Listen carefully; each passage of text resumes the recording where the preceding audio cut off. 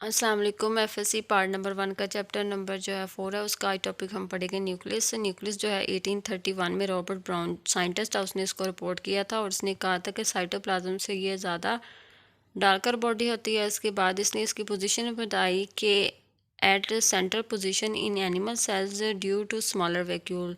ये देखिए, ये जो छोटे छोटे वैक्यूल्स हैं साइडों पे, उसकी वजह से ये किस पोजीशन पे है, दरमियान वाली पोजीशन पे है। और at peripheral position in plant cell due to large vacuole, और ये छोटे से वैक्यूल की वजह से ये जो है ये साइड पे पड़ा हुआ है, पेरिफेरल पोजीशन पे है इस बड़े वैक्यूल की वजह से। ठीक है, अब जो है नंबर ऑफ़ न्यूक्लियस है, नंबर कुछ जो होते हैं मोनोन्यूक्लिएट होते हैं, कुछ बाईन्यूक्लिएट होते हैं, कुछ जो है मल्टी न्यूक्लिएट होते हैं। मोनोन्यूक्लिएट वो होते हैं जो कि एक न्यूक्लियस पर मुश्तमिल होते हैं, यानी कि स्मूथ मसल सेल्स, और बाईन्यूक्लिएट वो होते हैं जो दो न्यूक्लाई पर मुश्तमिल है, जैसे कि डाइकैरियोटिक हाइफी जो कि फंजाई के अंदर मौजूद होती है। इसके बाद मल्टी न्यूक्लिएट जो होते हैं वो मैनी न्यूक्लाई पर मुश्तमिल होते हैं, जैसे कि स्केलेटल ऑफ मसल सेल्स। ठीक है, नेक्स्ट जो हमने पढ़ना है इसकी न्यूक्लियस की विजिबल स्टेज कब होती है, visible in non dividing in non cell dividing stage, यानी कि सेल जब डिवाइड नहीं हो रहा होता तब ये हमें विजिबल होता है, यानी कि जब उसके अंदर माइटोसिस या मियोसिस नहीं हो रही होती तब हमें न्यूक्लियस नज़र आता है, यानी कि ये वाला सारा स्ट्रक्चर नज़र आता है। No visible in cell dividing stage, जब सेल जो होता है डिवाइड हो रहा होता है तब हमें ये नज़र नहीं आता। ठीक है, अब न्यूक्लियस का ये स्ट्रक्चर है, ये जो होते हैं इसकी बाहर वाली मेम्ब्रेन जो होती है इसको आउटर मेम्ब्रेन कहते हैं, ये अंदर वाली मेम्ब्रेन है इसको इनर मेम्ब्रेन कहते हैं। इन दोनों को आपस में मिलाकर क्या कहते हैं, न्यूक्लियर इनवेल्व। ठीक है, अब ये अंदर वाला जो होता है इसको न्यूक्लियर प्लाम कहते हैं। ठीक है, ये सॉल्युबल सैप होता है न्यूक्लियस का, यानी कि जिसके अंदर वाटर वगैरह होता है। थ्रेड लाइक स्ट्रक्चर ये जो रेड कलर के होते हैं इनको हम क्रोमेटिड कहते हैं, और ये डार्कर जो बॉडी होती है इसको न्यूक्लियोलस कहते हैं। ठीक है, अब ये इसके जो आउटर मेम्ब्रेन है उसके साथ ही अटैच होती है ईआर यानी एंडोप्लाज्म रेटिकुलम। ठीक है, अब नेक्स्ट जो है इसके कंपोनेंट्स हैं न्यूक्लियस के न्यूक्लियर मेम्ब्रेन है, न्यूक्लियोलस है, और क्या है, क्रोमोसोम्स हैं। ठीक है,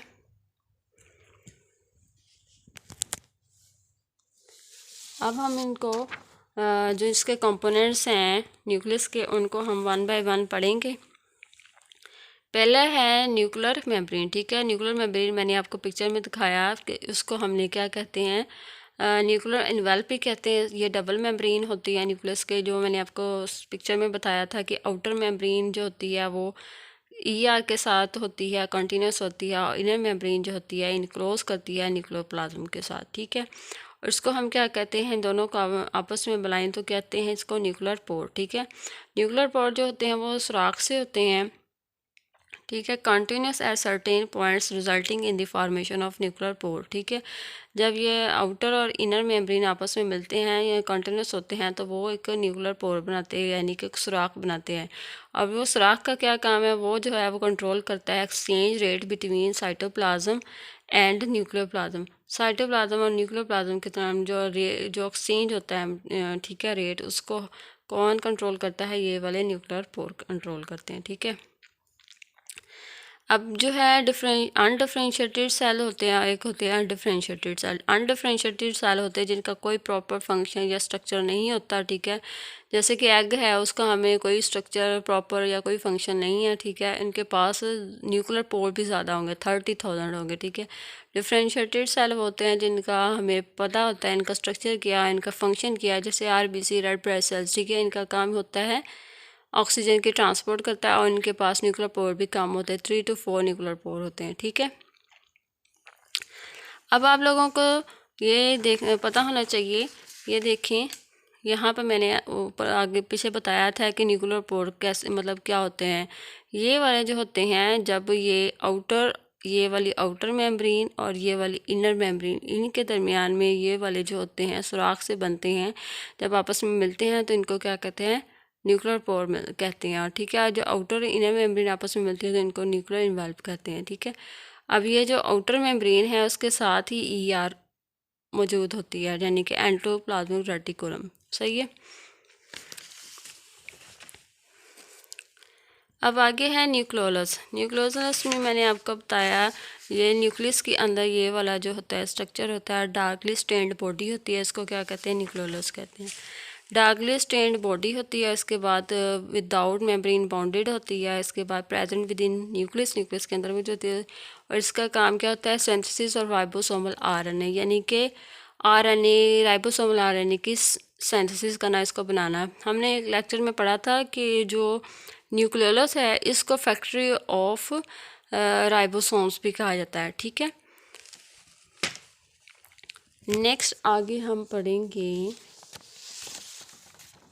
इस जो है स्ट्रक्चर पढ़ेंगे न्यूक्लियोलस का, ठीक है। ये स्ट्रक्चर है इसका न्यूक्लियोलस का। ये वाला जो सेंट्रल पार्ट होता है इसको फिब्रल एरिया भी कहते हैं। ये कंपोज करता है, बनता है आरएनए और राइबोसोमल डीएनए से, ठीक है।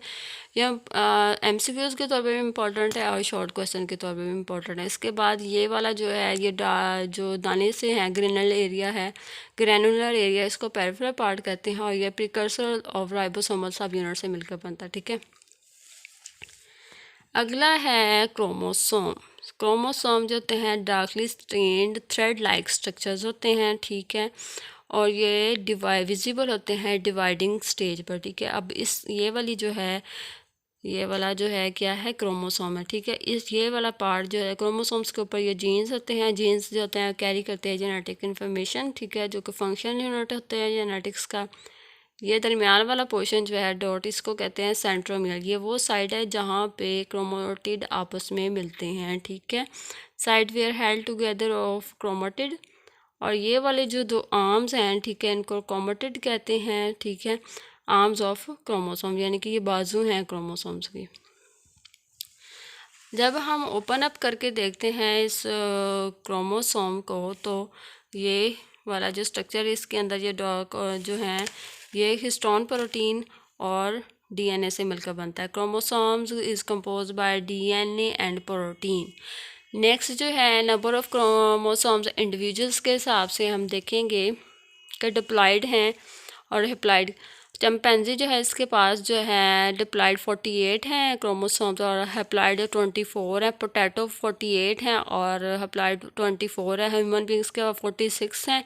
हाफ जो है इनके हैप्लॉयड वो 23 हैं। और फ्रॉग जो है इसके पास डिप्लॉयड सेल जो 26 हैं और हाफ जो है 7 है, नहीं फ्रॉग का 13 है। और पिया के जो है इसका डिप्लॉयड 14 है और हाफ जो है 7 है। अनियन का 16 है और हाफ जो है वो इसका 8 है। फ्रूट फ्लाई जो है इसको जो डिप्लॉयड है वो 8 है और हाफ जो है 4 है, ठीक है। ये था हमारा आज का लेक्चर। उम्मीद है आप लोगों को समझ आ गया होगा। ये बहुत इम्पोर्टेंट जो है वो टॉपिक है, इसको अच्छे से याद कीजिएगा, एज इट ही लिखिएगा, आपके मार्क्स नहीं कटेंगे। अपना ख्याल रखिएगा। अल्लाह हाफिज़।